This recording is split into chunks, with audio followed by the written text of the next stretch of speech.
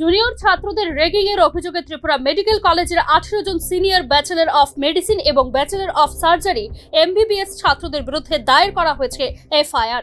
অভিযুক্ত সিনিয়র ছাত্ররা জুনিয়রদের মাথা ন্যাড়া করতে বাধ্য করা, ছাত্রীদের গান গাইতে বাধ্য করা এবং তাদের সিনিয়র ছাত্রদের প্রপোজ করতে বাধ্য করেছিল অভিযুক্ত ছাত্ররা।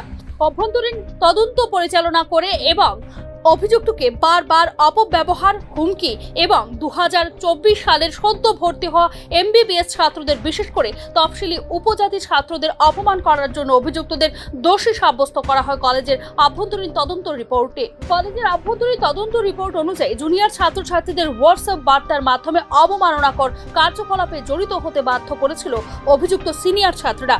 অনেক ছাত্রীকে জোর করে পুরুষ সিনিয়রদের কাছে প্রস্তাব দিতে হয়েছে এবং তাদের জন্য গান গাইতে হয়েছে। অপরদিকে কিছু ছেলেকে তাদের মাথা সম্পূর্ণ ন্যাড়া করতে বাধ্য করা হয়েছিল বলেই অভিযুক্ত ছাত্রদের বিরুদ্ধে দায়ের করা হয়েছে এফআইআর। অপরাধের প্রতিক্রিয়া হিসেবে অভিযুক্ত ছাত্রদের উপর 10 লক্ষ টাকা সমষ্টিগত জরিমানা আরোপ এবং তাদের 1 বছরের জন্য হোস্টেল থেকে সাসপেন্ড করেছে ত্রিপুরা মেডিকেল কলেজ কর্তৃপক্ষ।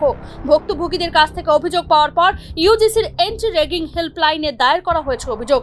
ন্যাশনাল মেডিকেল কমিশনের অধ্যক্ষ এবং এন্টি র্যাগিং সেলের কাছ থেকে র্যাগিং এর অভিযোগ পাওয়ার পর একটি তদন্ত কমিটি গঠন করেছিল ত্রিপুরা মেডিকেল কলেজ কর্তৃপক্ষ, যেখানে প্রমাণিত হয় সবকটি অভিযোগের সত্যতা। Bureau report, News Now।